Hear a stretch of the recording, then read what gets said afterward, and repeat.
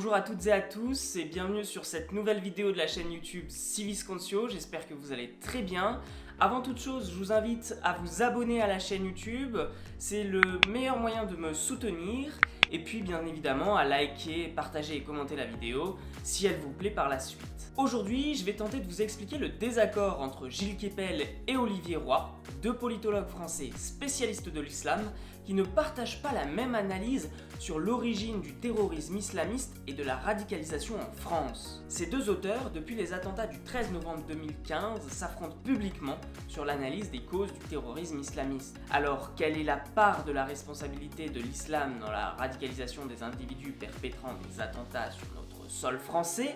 Quelles sont les causes de cette radicalisation ou encore comment interpréter cette montée du djihadisme en France sont autant de questions sur lesquelles Olivier Roy et Gilles Kepel se déchirent. Le sociologue franco-iranien Farhad Khosrowkabar définit la radicalisation comme un processus par lequel un individu ou un groupe d'individus adopte une forme violente d'action directement liée à une idéologie extrémiste dont le contenu est politique, social ou religieux et conteste l'ordre établi.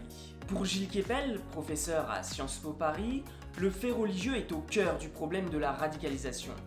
Il pointe plus particulièrement le salafisme qu'il décrit comme le terreau du djihadisme.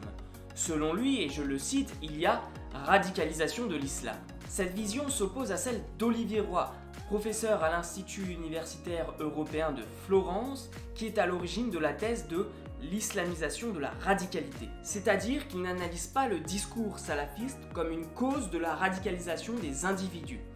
Pour lui, les attentats islamistes puisent leur source dans une forme de révolte générationnelle de la jeunesse des banlieues. Ces derniers, en rupture avec les normes en vigueur dans la société, embrasseraient l'islam radical pour exprimer leur contestation et justifier l'usage de la violence. Si je reviens un peu sur les propos de Gilles Kepel, vous l'aurez compris, pour lui il faut partir de l'islam et analyser la place prépondérante qui occupe le discours salafiste pour cerner l'origine de la radicalisation islamiste. Pour rappel, le salafisme est un mouvement religieux revendiquant un retour au mode de vie des musulmans de l'époque du prophète Mahomet.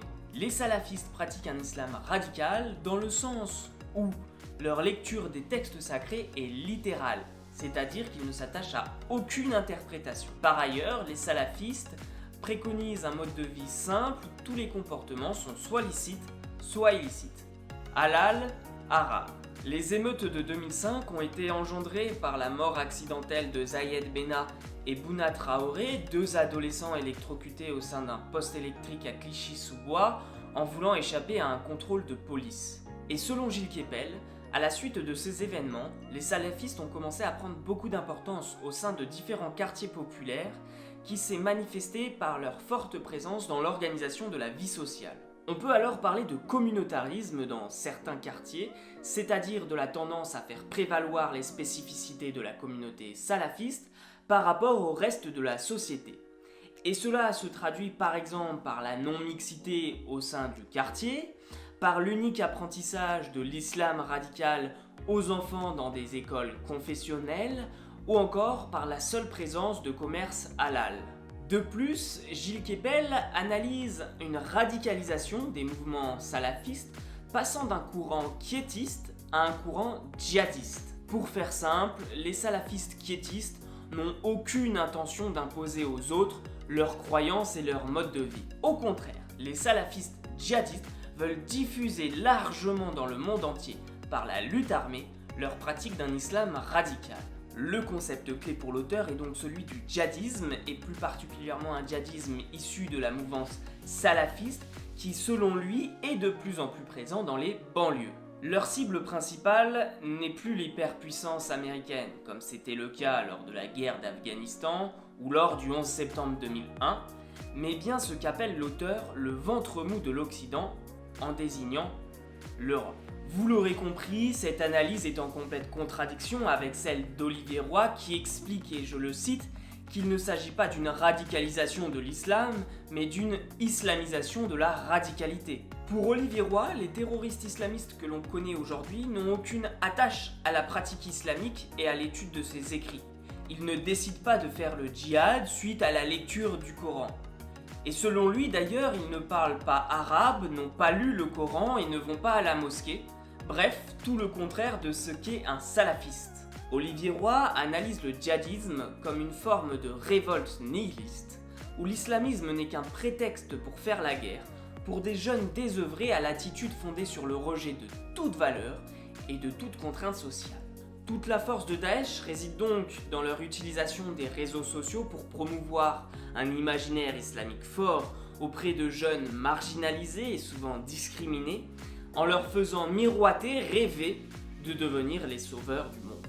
Dans son enquête intitulée « L'islamologie, un sport de combat », publiée en 2016, l'historienne Leila Daki revient sur cette confrontation idéologique entre Keppel et Roy. Pour elle, comprendre ce qui se joue dans ces discours sur l'islam ne relève pas simplement d'une analyse froide des enjeux scientifiques. Elle ajoute ensuite que ces débats en cours sur l'interprétation des faits révèlent des dissonances politiques. En effet, ce débat est très intéressant, car on peut retrouver les deux visions de Gilles Keppel et Olivier Roy à différentes positions sur l'échiquier politique. Ainsi, Gilles Keppel reproche à Olivier Roy de se focaliser sur le terme de radicalisation et de brandir à tout va le concept d'islamophobie, empêchant de mener à bien un débat sur l'islam et sa part de responsabilité dans les attentats islamistes qu'a connus la France. Ce sont des arguments que l'on retrouve plutôt à droite de l'échiquier politique, dans la bouche de membres des Républicains, ou encore plus à droite de membres du Rassemblement national. De son côté, Olivier Roy estime que Gilles Keppel participe à diviser les Français en montrant du doigt l'ensemble de la communauté musulmane au lieu de quelques individus perdus, ce qui participerait à la montée du risque d'une guerre civile en France. Cette position est celle de personnalités de gauche, du Parti socialiste, de la France insoumise, des Verts, mais aussi quelquefois du centre. Pour conclure, il est possible d'imaginer qu'aucune des analyses des deux politologues n'est fausse, mais que bien sûr chacune se complète et est applicable à des parcours de vie différents. Sur ce, je vous remercie d'avoir regardé la vidéo jusqu'au bout. N'hésitez pas à me dire dans les commentaires ce que vous avez pensé de l'analyse de Gilles Keppel ou d'Olivier Roy quant à la radicalisation de l'islam ou l'islamisation de la radicalité. N'hésitez pas également à aller voir les deux vidéos que j'ai déjà publiées sur la chaîne YouTube Civis Concio. Et pour ma part, je vous dis à très bientôt pour un prochain sujet de culture politique.